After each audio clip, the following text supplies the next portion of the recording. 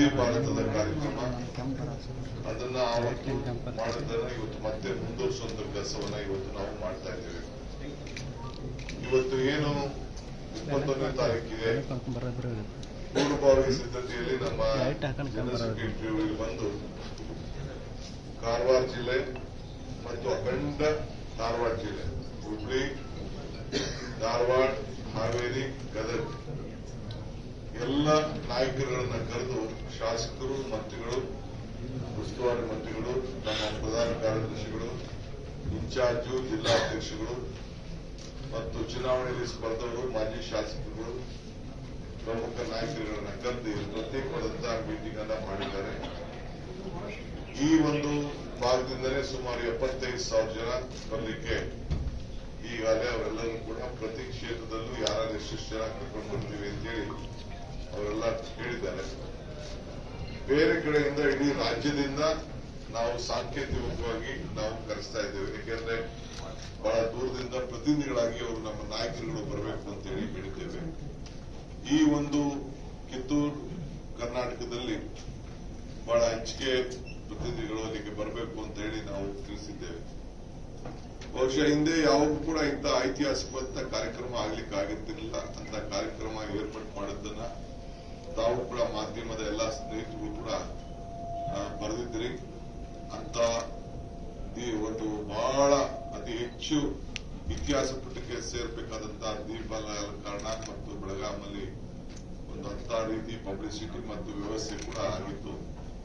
ಈಗ 100 ವರ್ಷ ಆದ ನಂತರ ಒಂದು working committee, special working committee ಕೂಡ ಅದೇ ಗಾಂಧಿ ಬಾವಿ ಜಾಗದಲ್ಲೇ ಕೂಡ ನಡೆಸಿ ಅನೇಕ ನಿರ್ಣಯಗಳನ್ನ ಈ ದೇಶ ಮತ್ತು ಪಕ್ಷ ಯಾವ ರೀತಿ ಮುಂದಕ್ಕೆ ತೆಗೆದುಕೊಂಡು ಹೋಗ್ಬೇಕು ಅಂತೇಳಿ ಈಗಾಗಲೇ ನಿರ್ಣಯ ಕೂಡ ಈಗಾಗಿದ್ದನ್ನ ತಾವೆಲ್ಲ ಮಾಧ್ಯಮದವರೆಲ್ಲ ತಾವೆಲ್ಲ ತಿಳಿಸಿದ್ದೀರಿ.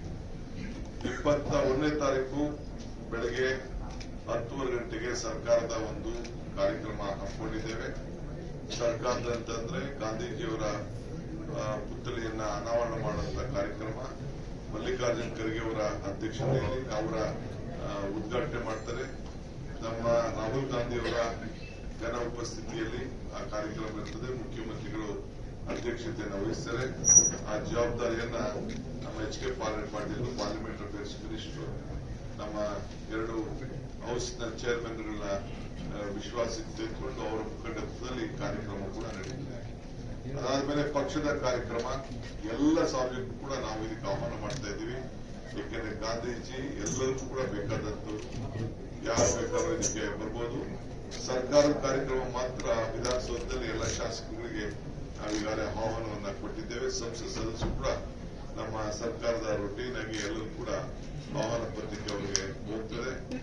ಇಲ್ಲಿ ಬಹಳ ದೊಡ್ಡ ವಿಶೇಷ ಏನಂತಂದ್ರೆ ಈ ಒಂದು ಕಾರ್ಯಕ್ರಮಕ್ಕೆ ಒಂದು ಹೊಸ ಸಂದೇಶವನ್ನ ನಾವು ನೀಡ್ತಾ ಇದ್ದೀವಿ.